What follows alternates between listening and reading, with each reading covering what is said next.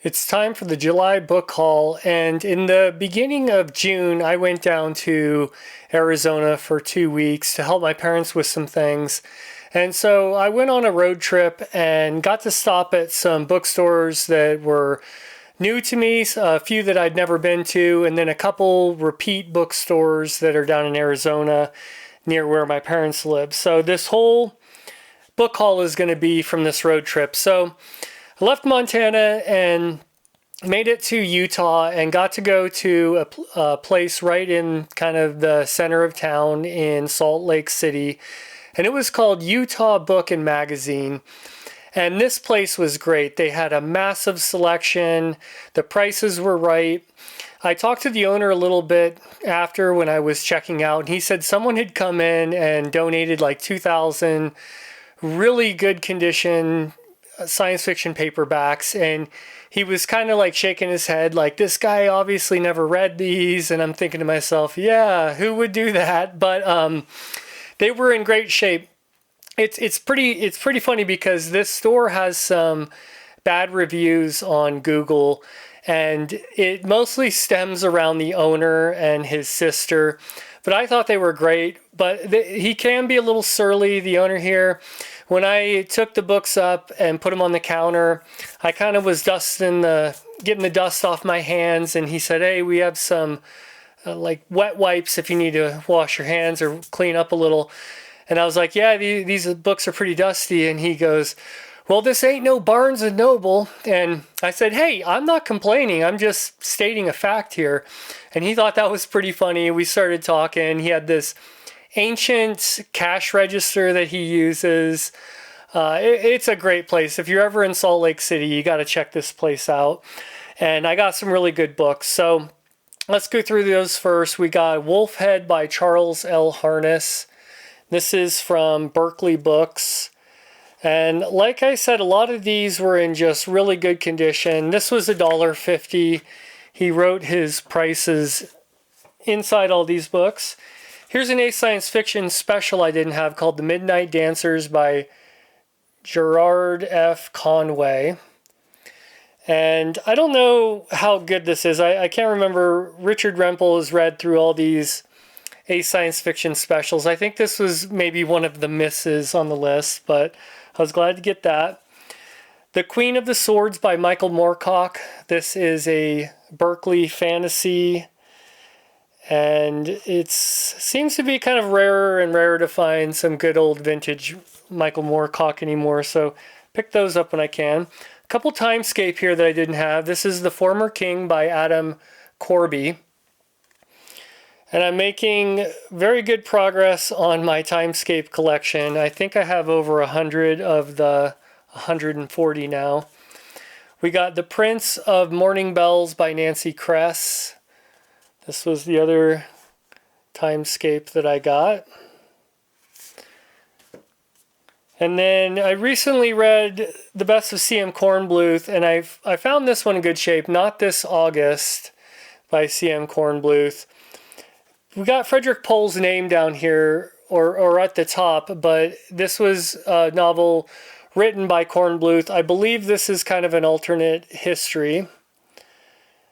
And so that was one I didn't have. And then a collaboration between Frederick Pohl and C.M. Kornbluth, Before the Universe, and this is from Bantam Books. And this is a collection of short stories that they wrote together. And if you didn't get to watch our review of The Best of C.M. Kornbluth, he is an amazing short story writer. Then we got some Daw here. We got Barrington J. Bailey, The Garments of Sian. This was a Barrington J. Bailey that I didn't have from Daw. I think I'm only missing a couple of those now. We got an H.R. Van Dongen cover, which is pretty interesting there. The last Clifford Simak Daw that I didn't have, and I was really excited to find this, Destiny Doll, and now I have not only every first printing Clifford Simak paperback plus others. I have every Daw now, and this one was in great shape. It was $2, and I was glad to have that. And then the last I got is James H. Schmidt, The Lion Game. And I'm reading The Universe Against Her right now by James H. Schmidt. And I believe The Lion Game is kind of a Telsey, it's a Telsey Amberdawn novel. So eventually I'll probably get to this one as well. So I will mention I did go to one other bookshop in Salt Lake City, and it was called Marissa's Bookstore.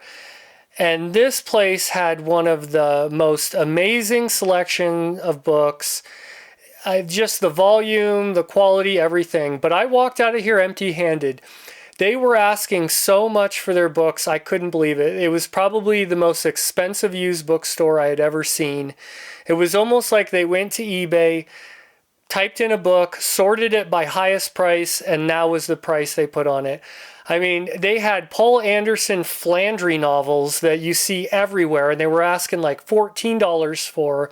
And anything that I was remotely interested in, whether it was in good condition or not, they were usually asking $20 or even more for these paperbacks.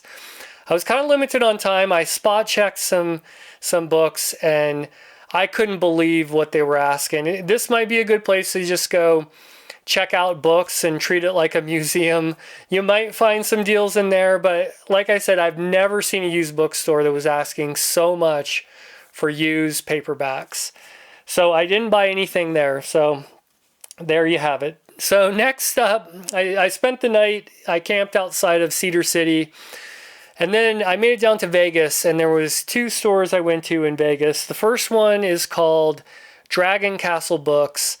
And this place had an amazing selection. I usually don't take too many photos inside the store, but I took this shot. This whole section you see on the left here, it was all science fiction, and then the whole backside went all the way up. You needed a little step ladder to get to all the books. A lot of them were priced a little high, but I found a lot of books, and I think I found some real gems, so let's go through those. We got a old small Dell paperback here, Tales of 10 Worlds by Arthur C. Clarke. And I love all these old, like Dell and Ace and Avon books, the smaller format one. Here's another Ace small format, Crashing Suns by Edmund Hamilton. This one was in good shape. It's got a very colorful cover there, kind of your typical old school science fiction artwork. Then I found a original paperback from Avon of Zena Henderson's Pilgrimage, Book of the People. And I've seen a lot of her more later Avon ones, but this one is the very first from Avon. It kind of has different style here. It doesn't even have the painted text block that most Avons have. So I was glad to find that old original paperback. Went ahead and got L. Sprague de Camp, The Purple Pterodactyls. Kind of like the name of this one. I like the artwork there on the cover. And so far, I've really liked L. Sprague de Camp. And I know he probably wrote plenty of bad stuff, but I haven't kind of been hitting his most popular stuff and really been enjoying it. Now we have an old original Ballantine here, Ward Moore, Greener Than You Think. And when I find these old Ballantines, this one was a 35-cent Ballantine. I usually don't pass these by, and I've got quite the collection of them going. Here's a Chad Oliver Ballantine original called Unearthly Neighbors. And it did have kind of a sticker pull there, you can see on the top corner. But other than that, this thing appeared unread, in great condition. Great, glad to have that. Then I found a couple K.W. Jeters. I got the Glass Hammer here. And all these that I got were in pretty good prices. And I think, this one was $9, but I've kind of been on the lookout because I found the first one, Dr. Adder. This is the sequel. And it seems to be hard to find, especially in that kind of shape. So I paid $9 for that. And then another K.W. Jeter from Daw, Morlock Knight. This one's in pretty good shape. It has a little bit of a lean, but this was a Daw I didn't have. And then this author I've been looking for a while. I think this Waymond Gwynne here had won the Cordwainer Smith Rediscovery Award. You can go online and see all the people that have won that award. That's how I found Daniel F. Galouye, and I really liked the first novel I read of his. Now, Waymond Gwynne here seemed to mostly write short stories. We got some really interesting artwork there on the cover. This maybe interesting family here, and the lady even just has one eye there. But collection of short stories, so I'm going to prioritize this one here pretty soon and try to read some, a collection of Waymond Gwynne's stories. Now this I was happy to find. I paid $4.50 for it. D.G. Compton, The Unsleeping Eye. This is another DAW here that I was missing, and it has a little bit of a faded spine, but if you look online, some of D.G. Compton books have gone to the moon in price. This is one that I had seen only for about like $50 online if you're going to purchase it. And they must not have really kept track because I got it for $4.50.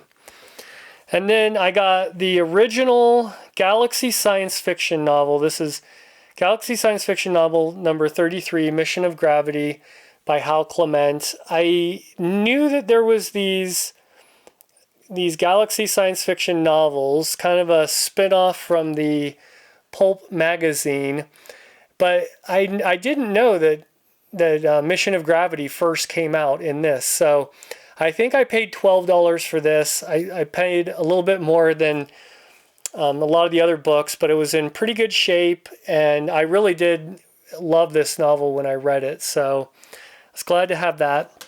And then I got one more, The World of Nole by A.E. Van Vogt, and this is a Ace mass market, one of the smaller format books. So if you're in Vegas, I highly recommend Dragon Castle Books. I spent a lot of time there. I had quite a bit of time in the morning and spent a little bit longer than I had hoped, because there was one other place I wanted to go to, and it was called Las Vegas Books. Their selection wasn't as big as Dragon Castle Books, but they still had a lot. They had almost everything they had was bagged. Even some of the books that were like $1, they had bagged. I take all my books out of the bag. I'm not a bagger really, but I found some really good deals. And then I passed on quite a bit too, because there was definitely some things they knew the value of a bit, and they had them priced accordingly. But I had recently read my first Alastair Reynolds, and I saw this for real cheap. This is, I believe, 2 novellas, Diamond Dogs and Turquoise Days. And so I got this to add to my Alastair Reynolds collection. I got quite a few Philip Jose Farmers here. We got The Gates of Creation. This is from Ace, one of the smaller format Ace books. And I believe this is part of the World of Tears series that he wrote. And then we got Jesus on Mars. This is from Pinnacle Books. It did have kind of like a chunk missing out of the cover here, but this is one I had never seen out in the wild.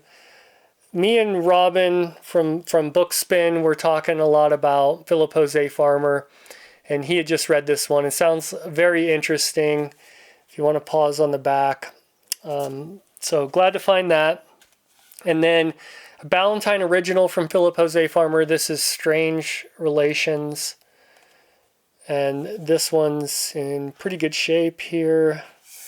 And the last one I got is another Ballantine. I think this is the original, an original science fiction novel, Inside Outside. So I'm almost done with the Riverworld series, and then I'd really like to kind of dig into some of these shorter novels from Philip Jose Farmer. Some of them sound pretty interesting.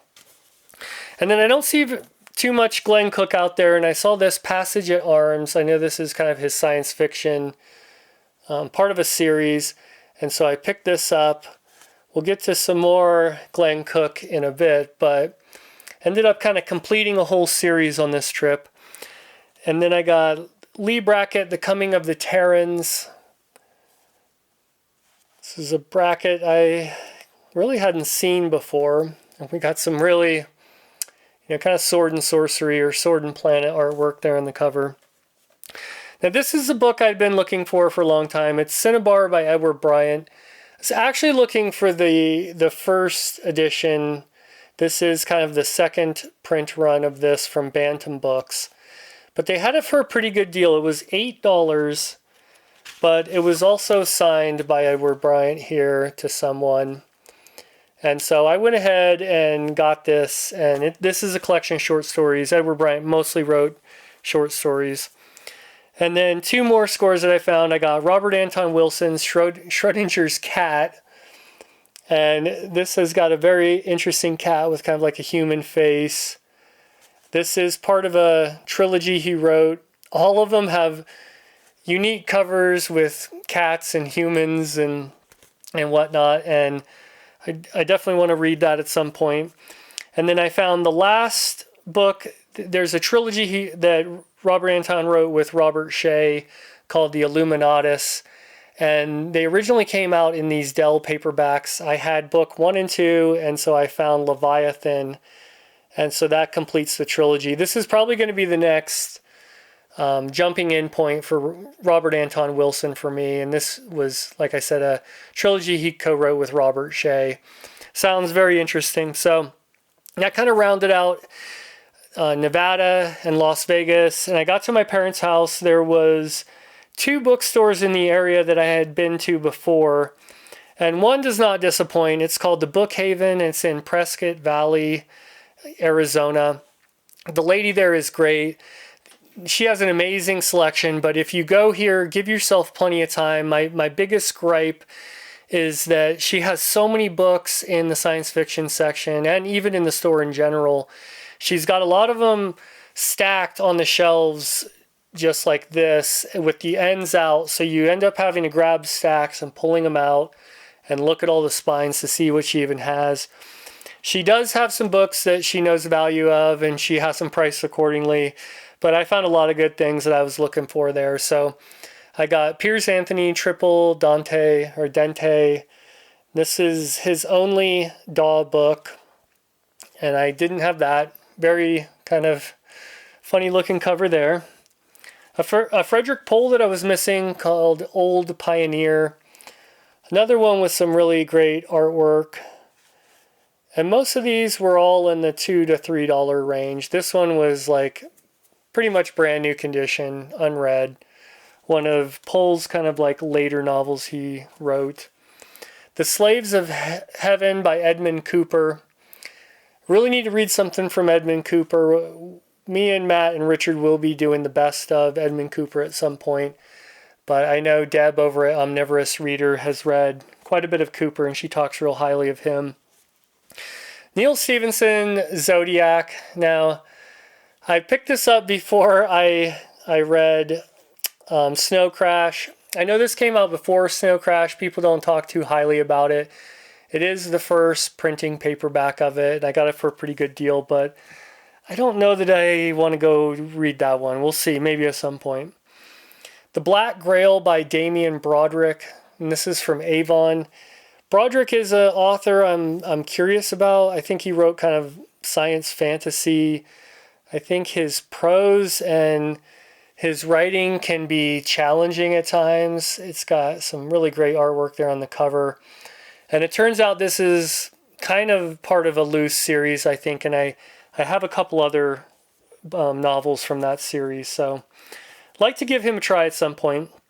And then I got a John Sladek, Roderick at Random.